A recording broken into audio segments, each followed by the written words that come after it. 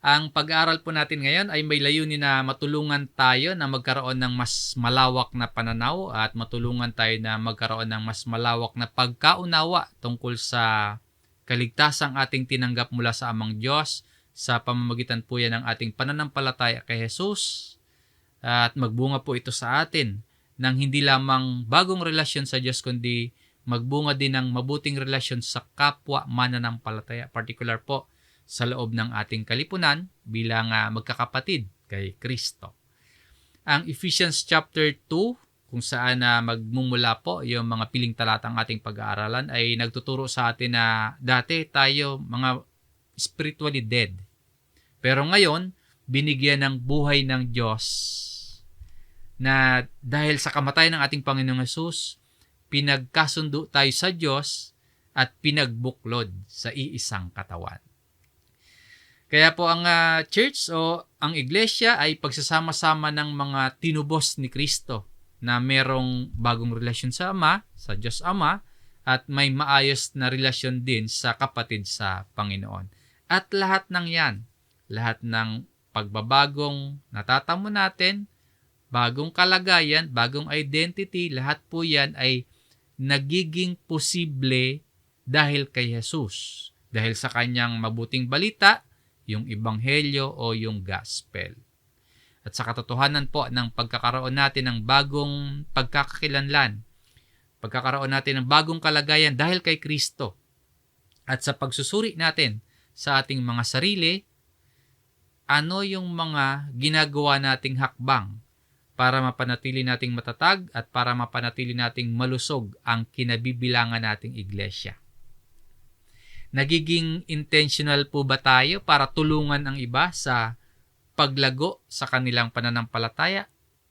And naiintindihan po ba natin kung ano ba talaga yung ibig sabihin ng pagiging church o pagiging bahagi ng katawan ni Kristo?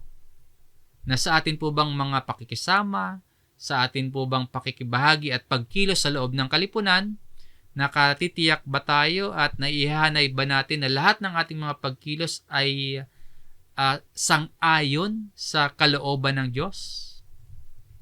Mga mahalagang tanong po yan na kailangan nating pag-isipan at pagkaminsan subukang sagutin sa pamamagitan ng mga katuruan mula sa Biblia. Ang ating aralin po ay may title na Naging Bahagi ng Tahanan ng Diyos o Ginawang Kabilang sa Kanyang Sambahayan. Ang mga pangunahing talata nga po ay magmumula sa sulat ni Apostol Pablo sa mga taga-Efeso dito sa chapter 2, simula sa verse 17 hanggang verse 22 ang atin pong tatalakayin. Ang gagamitin naman nating mga version ng Biblia sa Tagalog po ay ang Bagong ang Biblia at meron tayong babasahin na ilang Revised Tagalog Popular Version. At sa English ay itong New King James Version po. Sa ating talakayan, may tatlong bahagi o 3 major points tayong titingnan. At sa bawat bahagi ng pag-aral natin sa mga piling talatang ito, pag-isipan po natin kung ano yung itinuturo sa atin ni Pablo at ano naman yung aplikasyon natin, hindi lang sa individual, no, kundi sa sama-sama nating pamumuhay bilang iglesia. Ano yung itinuturo sa atin ng mga piling talatang ito at ano yung aplikasyon natin bilang isang iglesia. Una po nating tingnan ang verse 17 at verse 18 at alalahanin natin na tayo po ay dati nung wala pa tayo kay Kristo, tayo ay outsiders.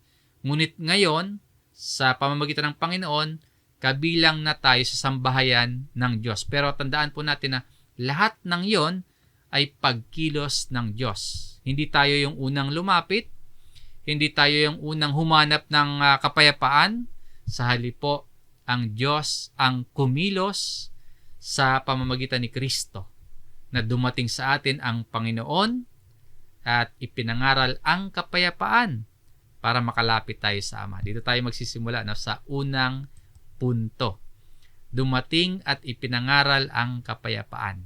Ito yung mabuting balita ng ginawa ng Amang Diyos sa pamamagitan ni Kristo.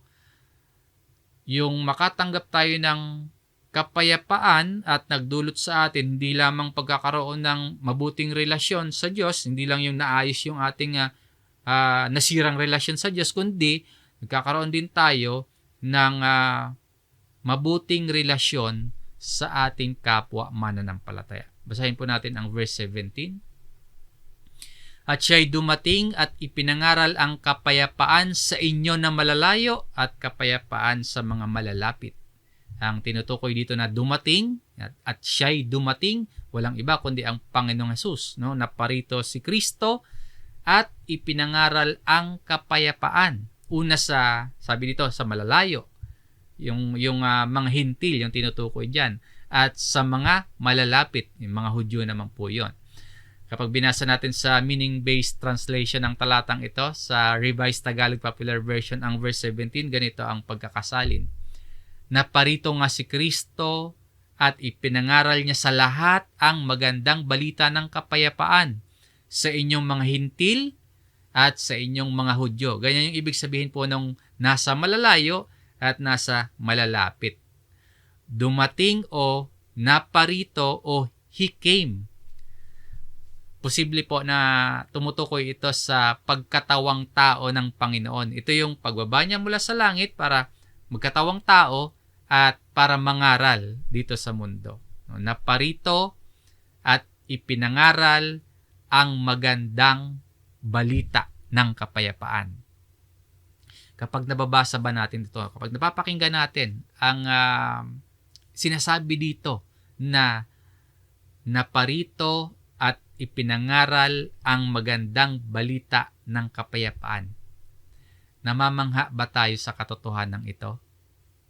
No, isipin natin, nagpadala ang Diyos Ama, hindi ng anghel o ng kung sino man, para ibalita sa atin ang magandang balita.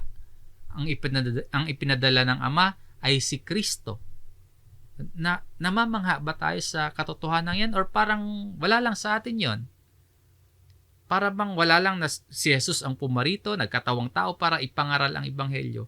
Wala bang epekto yon? Wala bang, hindi ba tayo namamangha sa balitang yon? Kasi po, sa lahat ng balita, ito yung nananatiling mabuti at magandang balita.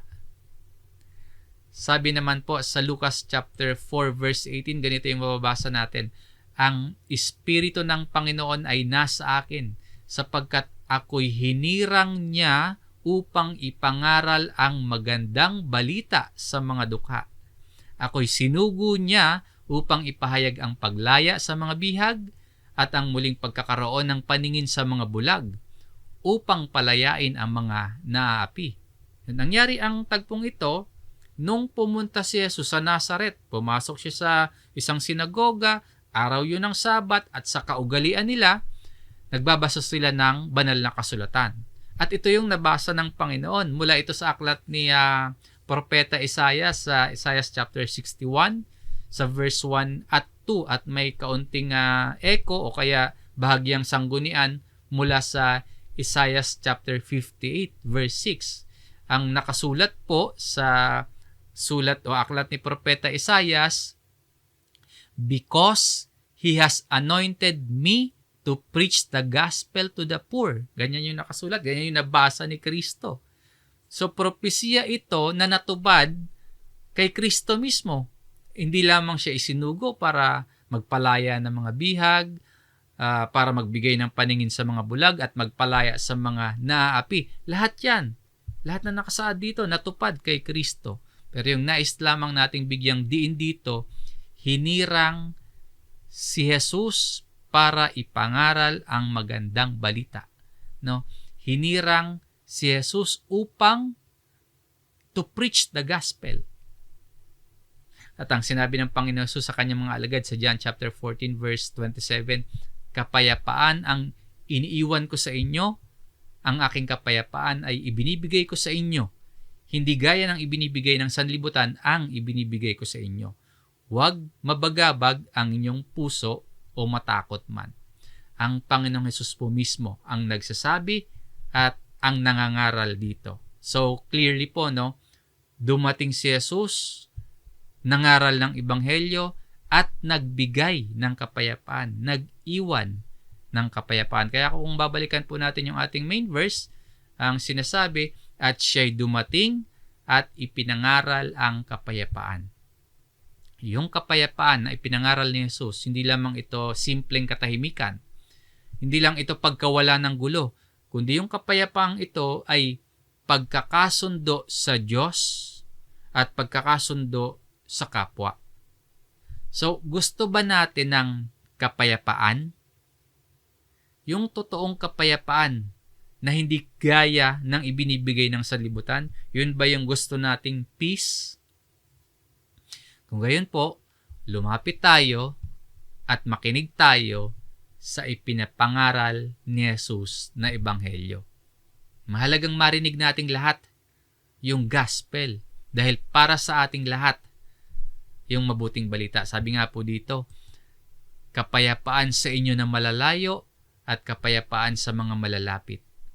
Pinapakita dito yung panlabas nilang kalagayan. Yung mga hintil, malalayo. Bakit ganun yung description? Kasi wala silang covenant privileges katulad ng mga Hudyo. Sinasabi namang yung mga Hudyo, malalapit, pero ang pareho nilang kailangan yung marinig yung gospel. Yung malalayo at yung mga malalapit, ang parehong kailangan nilang marinig ay yung mabuting balita na ipinapangaral ni Kristo. Dahil yung mga hintil at maging yung mga Hudyo, spiritually po parehong malayo sa Diyos. So ang kailangan nila, ang kailangan nating lahat, marinig ang ebanghelyo. Ngayon, sa literal o personal, dumating nga kaya at nangaral nga ba personally si Jesus sa mga hintil at Hudyo dito sa Efeso? Na parang hindi, no? Maaring hindi nagpunta sa Efeso personally si Jesus para mangaral. Pero bakit at paano nasabi ni Pablo na nag-preach din si Christ sa kanila? Kasi sabi dito, and He came and preached. Maaring ang tinutukoy po dito, yung pagpapatuloy ng gawa ni Kristo. Sa pamamagitan po yun ng pagkilos ng mga apostol at pagkilos ng ibang mga Kristiyano. Sabi po ni Apostol Pedro sa kanyang pangangaral sa mga hintil. Basahin natin itong Acts chapter 10 verse 36. Mga Gentile, yung kausap ni Apostle Peter, nalalaman ninyo ang salita na kanyang ipinadala sa mga anak ng Israel, na ipinangangaral ang magandang balita ng kapayapaan sa pamamagitan ni Hesukristo. Siya'y Panginoon ng lahat. Ipinadala ng Diyos ang kanyang salita sa Israel. Noon po, sa pamamagitan niya ng mga propeta, hanggang sa dumating si Jesus at nagkaroon ng mga apostol. At ngayon po, nakakarating pa din sa atin ang salita sa pamamagitan ng Biblia at sa pamamagitan ng mga pagsusumikap ng iba para maipalaganap ang salita ng Diyos. Ano po yung dala ng salita ayon dito sa talatang ito? Magandang balita ng kapayapaan sa pamamagitan ni Hesukristo. Kaya po, sa pamamagitan ng pangaral ng mga apostol, sa pamamagitan ng mga kasulatan, at mga pangangaral ng mga karakter ng mga piling mga tao na nasa Biblia, at maging sa pagkilos ng mga kapwa natin mananampalataya para maipalaganap ang ebanghelyo, patuloy pa rin po natin magpahanggang sa panahon natin ngayon ay patuloy nating naririnig si Kristo na nangangaral ng magandang balita at naghahatid sa atin ng kapayapaan. At alam po nating ang kapayapaang tinutukoy dito, higit pa sa kapayapaang iniisip nating mga tao. Yung peace through Jesus Christ, ito yung naiayos na relasyon, ito yung naibalik sa mabuting kalagayan, yung relasyon ng isang makasalanang tao sa isang banal na Diyos. Kaya mga kapatid, ang mensahe po malinaw. Kung wala pa tayo ngayon kay Kristo, ito yung panahon para tanggapin natin siya bilang Panginoon at tagapagligtas. Nang sa gayon po, maranasan natin itong magandang balita ng kapayapaan. Ngayon, kung ikaw naman po ay nasa Panginoon na, Ipamuhay mo po ang katotohanan ng sinasabi dito. Yung huling part ng verse na ito. Siya ay Panginoon ng lahat. Kung ikaw, sinasabi mong nasa Panginoon natin, tinanggap mo si Jesus bilang Panginoon at tagapagligtas ng iyong buhay, ipamuhay mo po ang katotohanan ng sinasabi dito.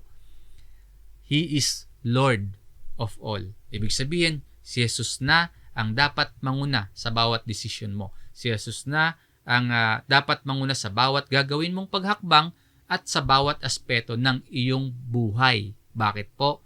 Dahil siya ang Panginoon ng lahat. At sa verse 18 sa ating main text, Ephesians chapter 2, sapagkat sa pamamagitan niya, dahil kay Kristo, for through Him. Kaya po tayo ngayon makakalapit sa Diyos. So, ang Panginoong Hesus lamang yung daan para makalapit tayo patungo sa Ama. Hindi yung mga panrelihiyong tradisyon. Hindi rin yung mga sarili nating pagsusumikap at mga gawa. Yung mga Hudyo po, hindi makakalapit sa Diyos sa pamamagitan ng kautusan o pag-practice nila ng mga religious ceremonies o kaya katulad ng mga pagtutuli. Hindi iyon ang daan para makalapit sila sa Ama, kundi sa pamamagitan ni Jesus lamang. Yung mga hentil naman, hindi rin makakalapit sa Diyos sa pamamagitan ng kanilang mga kayamanan, kakayahan, anumang effort, matalino man sila, anumang mga pagsusumikap nila, hindi sila makakalapit sa Ama, kundi tanging sa pamamagitan niya lamang. Kaya sa pamamagitan ni Kristo, tayo po ay maipagkakasundo sa Diyos, tayong lahat. Ibig sabihin, yung mga Hudyo at mga Hintil, sa pamamagitan ni Kristo, may ipagkakasundo tayong lahat sa Diyos. Kapwa tayo makakalapit na patungo sa Ama. Both have access na dahil kay Kristo. Meron tayong daan, meron tayong access para makalapit tayo patungo sa Ama. Ang layunin ng pagkakasundo o layunin ng pagkaayos ng ating relasyon sa Diyos ay upang mailapit yung ating pakikipag-ugnayan sa Diyos Ama. At ang paraan ng pagkakasundong yon, walang iba kundi si Kristo at ang kanyang ginawa sa krus. Kaya ang sabi po, sa pamamagitan niya. Ngayon, ano po yung kailangan nating matutunan sa verse 17 at verse 18? Sino man tayo ngayon, halimbawa, ang tingin natin sa ating sarili ay malayo sa Diyos o malapit tayo sa Diyos. Sino man tayo ngayon? Relihiyoso man tayo o pabayaman tayo sa ating pananampalataya, maayos man yung pamilyang nakagista natin o kaya magulo, maayos man yung ating mga kalagayan o magulo, ano man yung pinanggalingan natin, ano man yung sitwasyon natin ngayon, ang kailangan natin ay marinig ang ipinapangaral ni Jesus, yung tungkol sa Ebanghelyo, para makalapit tayo sa Amang Diyos. Kailangan nating lahat si Kristo. Kailangan nating lahat ang ginawa niya sa krus. Kailangan natin ang gospel dahil ito yung mabuting balita na nag-aayos ng relasyon natin sa Diyos, at yung Ebanghelyo ding ito yung magbubuklod sa atin na pag-iisahin tayo bilang bahagi ng isang katawan, bilang isang pamilya, magkakapatid kay Kristo. At kung yung gospel po o yung Ebanghelyo ang kapangyarihan ng Diyos para sa kaligtasan, na yung gospel po, yung kailangan natin para maunawaan natin ang paraan para makalapit tayo sa Diyos, hindi po ba dapat nating palaging naririnig? Hindi ba dapat palaging ipinapaalala natin sa ating sarili at pinagtutulungang ipaalala sa isa't isa ang Ebanghelyo? Kung yung gospel ang kapangyarihan ng Diyos para sa ating kaligtasan, kung yung gospel yung kailangan natin para maunawaan natin ang paraan para makalapit tayo sa Ama, dapat talagang palaging ipinapaalala at ipinaparinig sa atin ang gospel. Dalangin ko po para sa ating lahat. Kasama ako at kami sa buong konseho ng mga tagapagturo na huwag tayong magsawa na pag-aralan at pakinggan ang gospel. Na huwag tayong magsasawa na ulit-uliting ipaalala sa isa't isa ang Ebanghelyo. Dahil hindi tayo makakalapit sa Ama, walang kapayapaan kung wala yung gospel. at walang tunay na pagkakaisa sa loob ng church kung wala ang gospel. Ngayon po, dahil sa pagkilos na ito ng Diyos sa pamamagitan ni Kristo, hindi lang tayo nagkaroon ng kapayapaan, binago pa nito yung ating pagkakakilanlan. Sa ikalawang punto po ng ating aralin, makikita naman natin dito yung ating bagong identity. Hindi lang bilang isang individual Christian, kundi sa kabuuan bilang isang church. At makikita din natin yung pundasyon na tinatayuan ng church. So, basahin, pag-aralan po natin itong verse 19 at 20 naman para sa pangalawang punto ng ating pag-aaral. Ginawang kabilang sa sambahayan ng Diyos. So, dati po, tayo ay mga dayuhan. Dati po, tayo ay mga walang karapatan at hiwalay sa Diyos. Ngunit ngayon, ginawa tayong kabilang sa kanyang sambahayan. Verse 19, kaya nga, hindi na kayong mga dayuhan at banyaga. Pinapaalala dito ni Pablo na meron na tayong bagong pagkakakilanlan.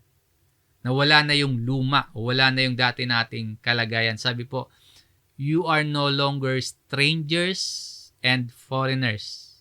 Kapag dayuhan o kapag banyaga, halimbawa, nagpunta ka sa ibang bansa, kahit doon ka pa tumira, doon ka pa magtagal, doon ka nagtrabaho, doon ka umasenso, kahit sa ibang bansa ka pa matagal na naninirahan, pero Filipino passport pa rin yung hawak mo, dayuhan ka pa din doon. Wala ka pa ring rights at mga privileges katulad ng isang local citizen. Maliban na lang po kung isinusuko mo at naging citizen ka na ng ibang bansa. Magkakaroon ka na ng karapatan at pribilehiyo katulad ng isang lokal na citizen. Ganun yung sinasabi dito. Kundi kayo'y mga kapwa mamamayan ng mga banal at mga kaanib ng sambahayan ng Diyos. Hindi na kayo mga dayuhan. Ito yung sinasabi dito. Hindi na kayo mga banyaga. Meron ka ng bagong pagkamamamayan. Kasama doon sa pagkamamamayan na yon, yung karapatan at mga pribilehiyo na meron yung isang kabilang sa bayan at kaharian ng Diyos. So, hindi ka na outsider, kundi kaanib na fellow citizens among the saints. Yun na yung bago mong kalagayan. Hindi lang din isang ordinaryong mamamayan. Meron kang access sa hari. Kayo'y mga kapwa mamamayan, maramihan. Kaya po, hindi natin pwedeng isipin yung pagiging isang Kristiyano ay sa individual lang. No, wala pong Kristiyano na nag-iisa o Kristiyanong nagsusolo. Kung itinuturing mo yung sarili mo na isa sa mga anak ng Diyos, ibig sabihin, yung ibang mga anak ng Diyos ay mga kapatid mo. Dahil hindi ka nag-iisang anak ng Diyos. Hindi lang po ikaw ang anak ng Diyos. Dahil kay Kristo, meron tayong bagong citizenship. Meron tayong bagong pamilya.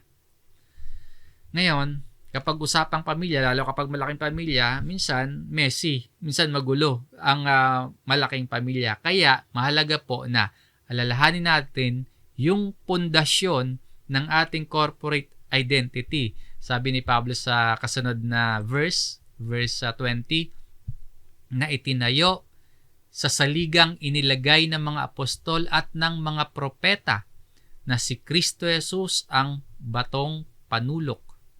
Dito po, ikinukumpara ni Pablo ang church sa isang structure na nakatayo sa isang matibay na pundasyon na inilagay ng mga apostol at ng mga propeta. At sino yung pundasyon na yon? Normally, syempre, ang sasagot natin, si Kristo Jesus. Tama naman yon.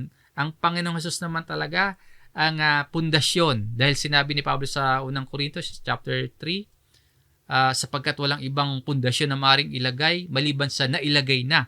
Walang iba kundi si Jesucristo. Yan yung sa sulat ni Apostle Paul sa mga taga-Corinto.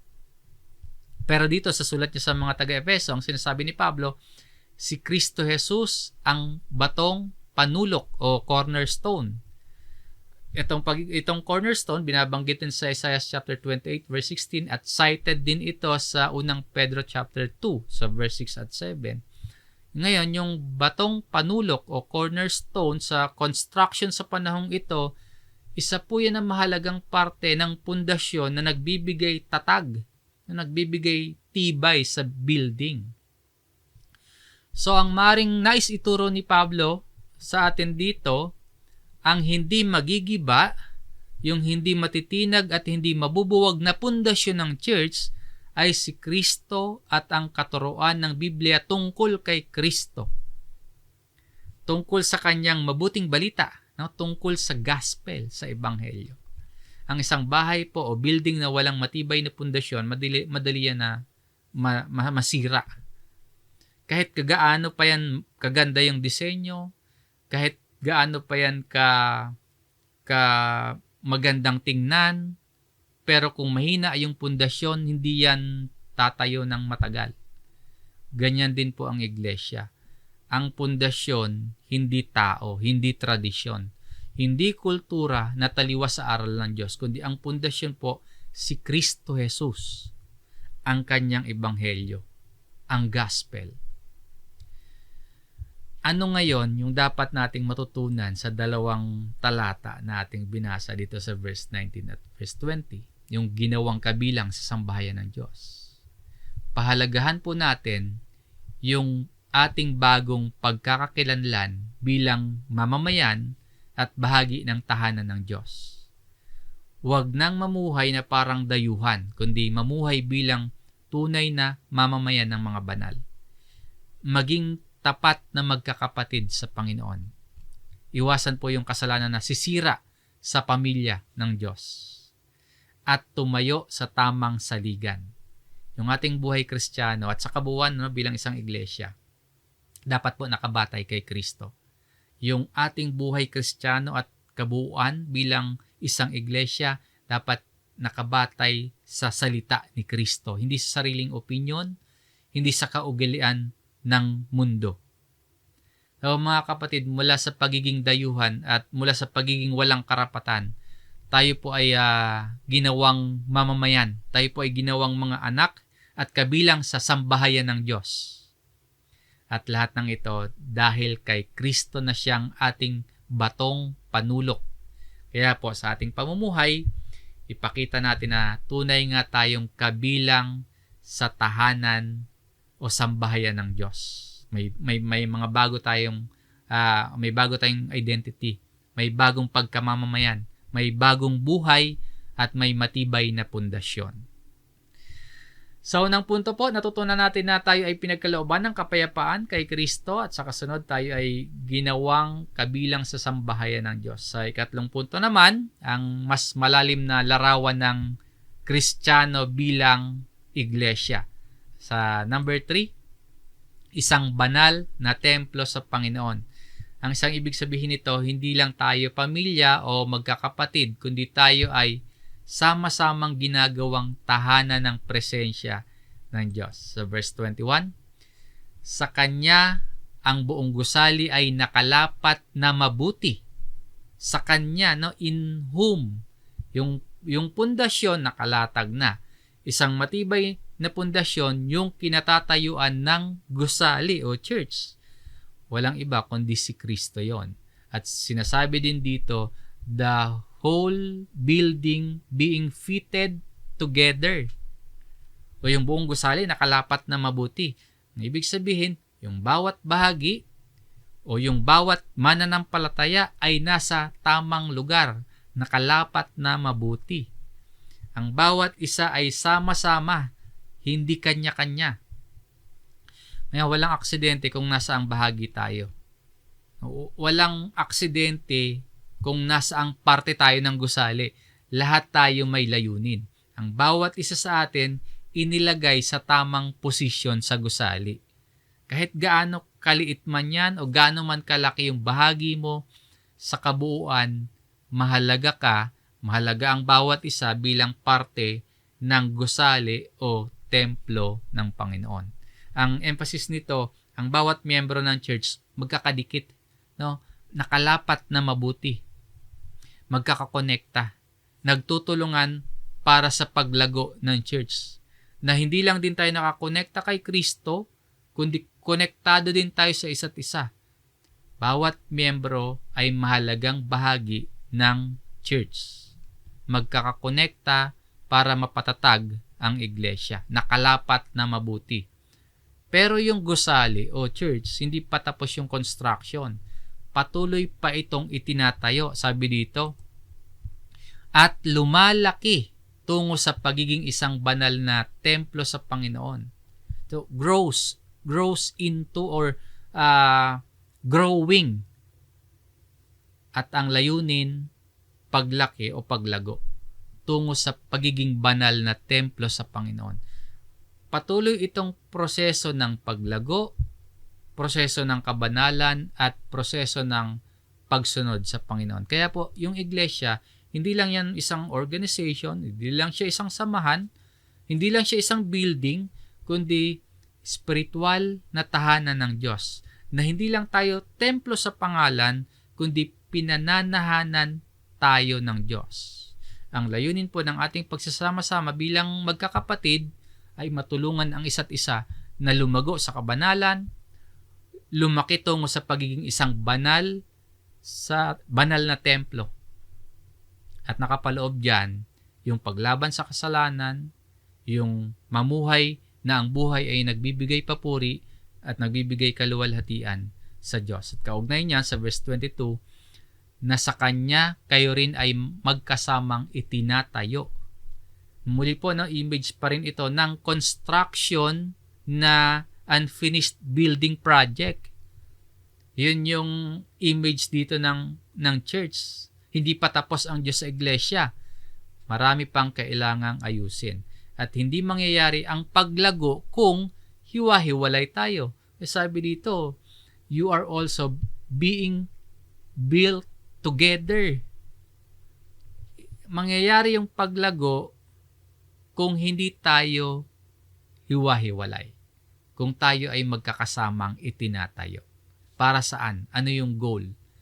Sa ginawa po ni Kristo, totoo na ipagkasundo na tayo sa Amang Diyos. Objectively o sa katotohanan, nakakalapit na tayo sa Ama. Pero sa ating pamumuhay at sa ating personal na karanasan, hindi pa talaga natin fully nararanasan yung pinakamalapit na relasyon na maaari nating matamo sa Diyos. Ano po ba yung nais ng Diyos sa atin? Sabi dito sa talatang ito, upang maging tahanan ng Diyos. Kung pag-iisipan nating mabuti, napakaraming pagpapala pala yung tinanggap natin mula sa Diyos. Una, tayo ng mga kaaway ng Diyos, pinatawad niya. Malaking pagpapala yon. Pangalawa, tayo ng mga walang pag-asa, itinuring at binigyan ng karapatan na maging mga anak niya. Again, isang malaking pagpapala. At ito pa, ayon nga sa sinasabi dito, a dwelling place of God. So, hindi lang pala fellowship with one another ang purpose ng church. Kasama yon, pero higit pa doon, ito yung fellowship with God. Yung panahanan tayo ng Diyos. Yung maging tahanan tayo ng Diyos.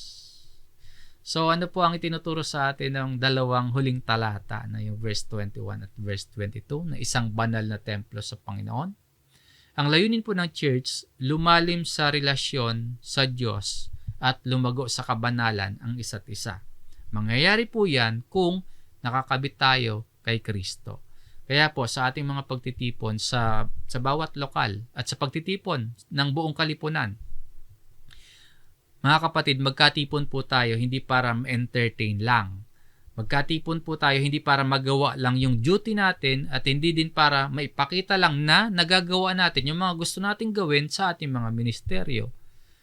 Higit po sa lahat ng ating mga ginagawa ay maranasan natin yung ating relasyon sa Diyos, yung maitanghal siya at maitanghal yung kanyang mga dakilang gawa sa buhay natin. Na sa ating mga pagtitipon at patuloy na pagbabahagi ng ebanghelyo sa isa't isa ay mailapit pa natin ang bawat isa sa Diyos sa pamamagitan ni Kristo. At kung nais po nating lumago sa pananampalataya at kung nais po nating maranasan ang pagkilos ng Diyos, makakatulong po ang church. Hindi mo kailangang mag-isa sa buhay Kristiyano. Mga kapatid, mula sa pagiging malayo sa Diyos, tayo ngayon ay naging malapit dahil kay Kristo. At dahil din kay Kristo, hindi na tayo mga dayuhan, kundi itinuturing na tayong mga anak ng Diyos. Kabilang sa kanyang sambahayan, nakatayo sa matibay na pundasyon at isang banal na templo ng Panginoon. At bilang templo, magpatuloy tayo sa paglago sa kabanalan.